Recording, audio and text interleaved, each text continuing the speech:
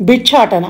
భిక్షాటన అంటే మనలోని చాలామందిలో అదేదో నీచమైన పని, ఒకరి ముందు చెయ్యి జాచి మనల్ని మనం తక్కువ చేసుకోవటం అన్న అభిప్రాయాలు ఉన్నాయి.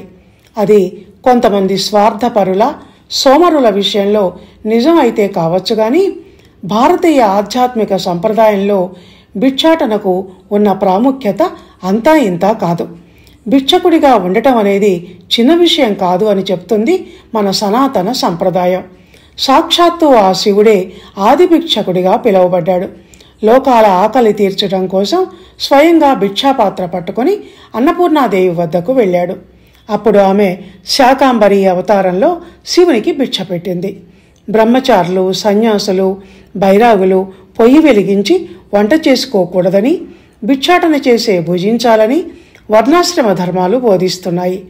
ఆదిశంకరాచార్య బ్రహ్మచారిగా ఉన్నప్పుడు భిక్షాటన చేస్తుంటే ఇంట్లో పెట్టడానికి ఏమీ లేక ఒక ఉసిరికాయను భిక్షాపాత్రలో వేస్తుంది ఓ ఇల్లాలు.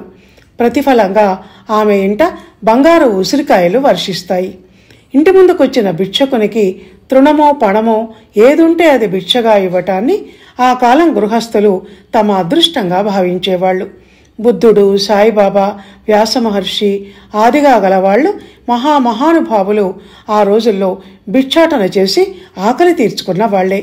నిరంతరం ఆధ్యాత్మిక సాధనలో ఉండే సద్గురు జగ్గీబాబా భిక్షాటన గురించి ఏమంటారంటే, మనల్ని మనం వదిలేసుకోవటానికి, ఒదిగి ఉండటానికి భిక్ష ఒక సాధనం. మన జీవితావసరాలన్నీ మనమే సమకూర్చుకోవటం వల్ల నేను ఇచ్చేవాడిని అన్న అహంకారం మనలో వచ్చి చేరుతుంది. స్వచ్ఛందంగా భిక్షాటన చేయటం అనేది మనల్ని అహంకార రహితులుగా చేస్తుంది, మనల్ని మనం తక్కువ చేసుకునే అవకాశాన్ని ఇస్తుంది అని. ఈ మాటల వెనక ఎంత అర్థం ఉందో కదా. వెనకటి కాలంలో శ్రీ వెంకటేశ్వర స్వామికి భక్తులైన కొందరు ఎంత ఉన్నవాళ్లైనా భిక్షాటన చేసి ఆ డబ్బుతో నీ కొండకు వస్తామని మొక్కుకునేవాళ్లు. మేళతాళాలతో ఇత్తడి పళ్ళెంలో వెంకటేశ్వర స్వామి పటం, దీపం పెట్టుకొని భుజానికి జోలి తగిలించుకొని వచ్చేవాళ్లు. దేవుడి దగ్గర అహంకారం పనికిరాదు అన్నది ఈ మొక్కు యొక్క ఆంతర్యం. ఇలా భిక్షాటన గురించి ఇంకా ఎంతో ఉంది చెప్పటానికి, కానీ ప్రస్తుతానికి సెలవు. ధన్యవాదాలు.